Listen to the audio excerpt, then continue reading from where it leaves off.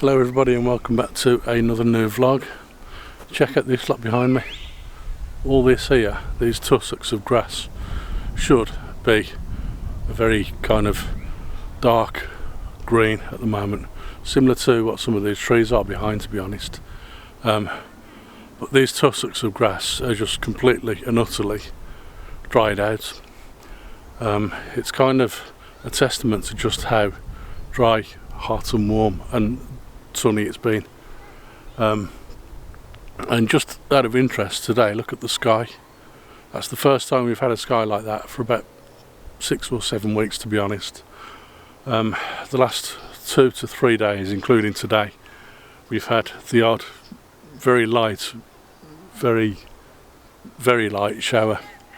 Nothing very much, but for the past 6 or 7 weeks that really has been the only rain that we've had. I think we may be about to get a little bit more rain this afternoon, and there's every chance that I'm going to get a little bit wet, but it's still very warm, still in the low 20s, low to mid 20s. But these things behind me, I just wanted to highlight exactly how dry and warm it's been, because they should be green. So I'm going to carry on now and move on and get into the vlog proper.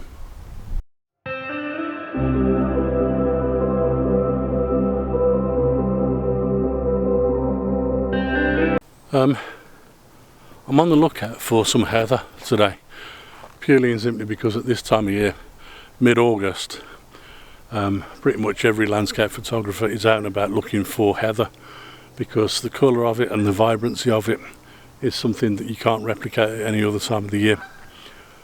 But one thing I have noticed, I mentioned how dry it was. Look at these these ferns behind me.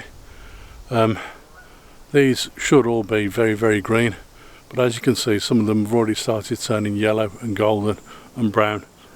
It is August, it's mid-August really, and at this particular time of the year they should still be green, very green, and it's not until sort of early September before you start getting the colours that we get in here now.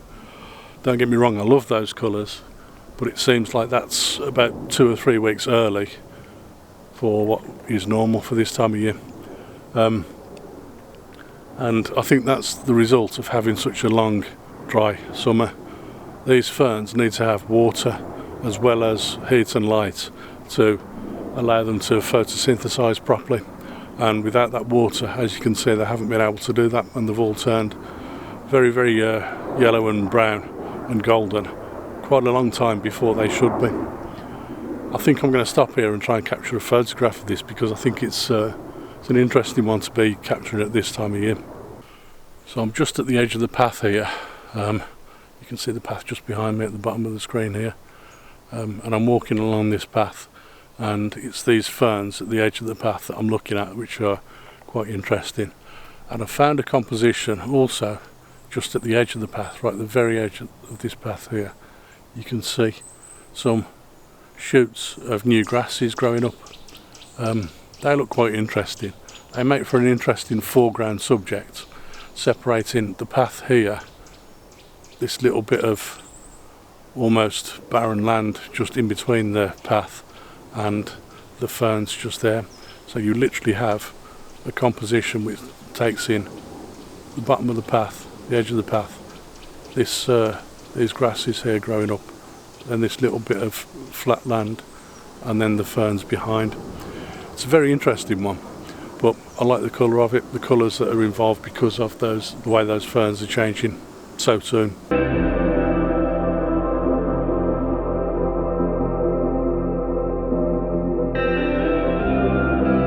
Now also, I mentioned that I was looking for heather.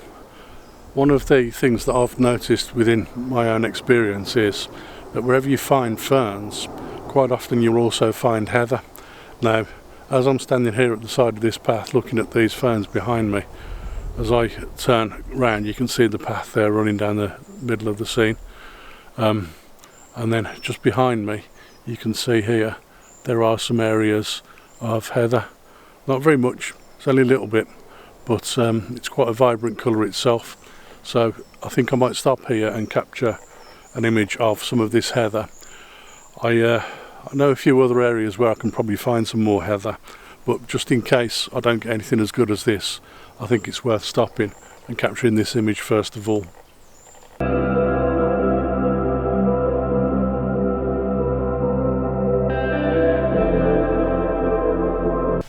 Well, this has made me look a little bit silly, hasn't it? It's currently raining. It is only a light shower, so I've taken shelter under a tree for a few moments. I'm hoping this will pass over quite quickly. But as I was just talking about how dry and warm the summer has been, all of a sudden it's raining. I'm going to move on and see if I can find my next shot now. Well, as you can see, I'm walking through a woodland, and you'll notice that I've put my sun hat on. I've done that because of the rain, ironically. It is still raining. It's not very heavy, it's only very drizzly, but the result of that is that I'm getting raindrops on my glasses, and it's obscuring my vision as I'm trying to take a shot, which means that sometimes I can't properly see what the composition looks like, which means I've got to constantly take my glasses off, clean them, get all the water off them, and then try and take the shot, and in that time I could have lost the light. So hopefully the combination of currently walking through a woodland and wearing the hat will prevent too many water droplets appearing on my glasses, and it'll give me a better chance of capturing a shot. But in the meantime, I am just walking through this woodland to an area where I know there should be quite a lot of heather, and I'm hoping that with this extra little bit of rain that we've had, it will kind of coat the surfaces of all the plants, and it will create an extra bit of vibrance and contrast within the colour of those plants. That's what I'm hoping for. If that happens, however, I might decide to start using some filters. I might decide to use a neutral density filter and or a polarizing filter, just to add a little bit more contrast and strengthen the vibrance within those colours. But obviously I'll have to wait and see if I need to do that in a few moments. For the time being, I'm just walking to my next location, and I'll see you there. Well, it looks like I've found the heather. Check out this lot behind me, and even as I turn further round, there's even more to come in this area here, and there'll also be some more ferns near to the heather itself, so I'm hoping that maybe I can get those ferns changing colour and some vibrance in that purple of the heather, and potentially get those interspersed together in the same image. But I don't know for sure. It's a possibility though. After I last spoke to you, I switched off the camera to stop recording, and I could hear somebody behind me shouting. I turned around and it was somebody looking for directions out of the park. Luckily, this is a place I've been to hundreds of times, so I was able to give the proper directions, so hopefully whoever that was, they've managed to get out of the park by now. They were only a few minutes out of their own way. But yeah, as I say, there's plenty of heather around here and some ferns around here as well, so maybe I think this is going to be just the ideal spot to capture all at once. So I'm going to move on and see if I can find a few compositions here.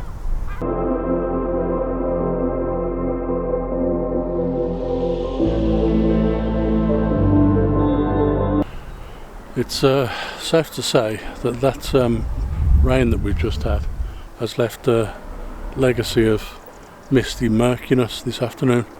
You can tell by the colour of the sky there just how terrible it is, and look at the scene behind me. You can see the mistiness and the murkiness just as you look through the trees there. That was a very interesting shot. I've put the polarizer on. I don't know what difference it's going to have made to the image, but I do like all of this heather here running through this area. I'm going to take a little bit of a walk now. I'll probably only go a few more yards because, as I mentioned earlier, there is some ferns knocking around as well, so I'm hoping that I can capture a shot of the heather and the ferns together. Now, one more thing I've got to mention to you is I'm glad I've got one of these. It's just a very cheap standard lens cleaning cloth. It's a lint free cloth, and because of that rain, what I noticed was that the front element of the lens had got a little bit wet, and it was causing the lens to mist up a little bit. So when I put the polarizing filter on, there was still a little bit of mistiness inside, in between the polarizing filter and the front element of the lens. So I had to wipe that clean using one of these. It only cost me about £2 or £3. So if you are in the market for a lens cleaning cloth, then this is the ideal thing for you. It's by a company called Hammer, that's H-A-M-A, and it comes in this little plastic pot with a lid to it, but I've broken the lid off mine, and it's literally just a lint free cloth inside that pot, and you take it out, clean up your glass, clean up your lenses and your camera, and carry on shooting. It's the perfect thing to be carrying around with you. Anyway, I'm going to move on and take the next shot now. Well, this is kind of what I was hoping for, but it's not exactly the same. We have a vast area just here of purple heather, and then interspersed with that we've got these yellow flowers all dotted around. I'm not even sure what these flowers are called, so if you do know yourself, please let me know in the comments box below. I'll appreciate that. But the purple of the heather and these bright yellow flowers really do contrast well. It's because that yellow and the purple on the colour wheel are direct opposites, and often you find that direct opposites on a colour wheel do contrast very well with one another. So the yellow and the purple work perfectly just here. I've taken a couple of shots of these. I don't know which one I prefer, but I hope you like these images, and I'm going to move on and see if I can find one last image.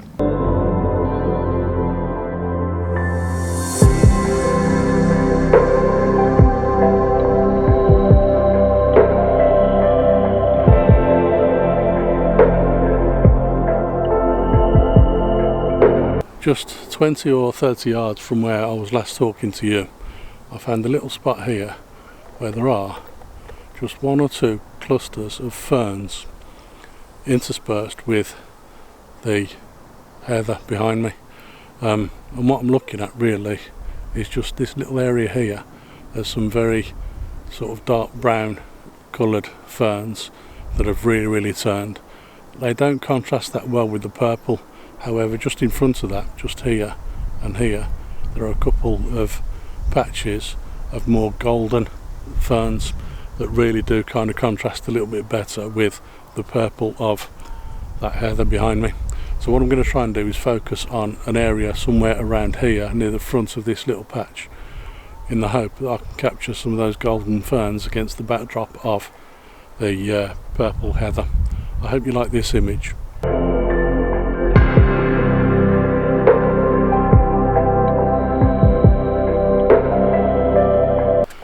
I think I'm going to call it a day here now. With those last couple of shots, I decided to try a little bit of a focus stack on one of them, because I found that I was getting some of the ferns in focus but not the heather, and then some of the heather in focus but not the ferns. And I was shooting with quite a wide, very narrow aperture, so even with 300mm lens on, 70 to 300mm lens, and by zooming in quite close, it meant there was a little bit of loss of focus at the back end of the image. So I had to try and focus stack to make sure I got everything in focus in one of those images. Another one of them, I think I've just shot just a standard image without focus stacking, and I think I was just focused solely on the heather itself with the colours of the ferns around it. So I hope you've enjoyed all these images, and I hope that you've enjoyed spending the day with me again. And if you have, please remember to like and subscribe, and I will see you on another vlog very soon. Bye for now.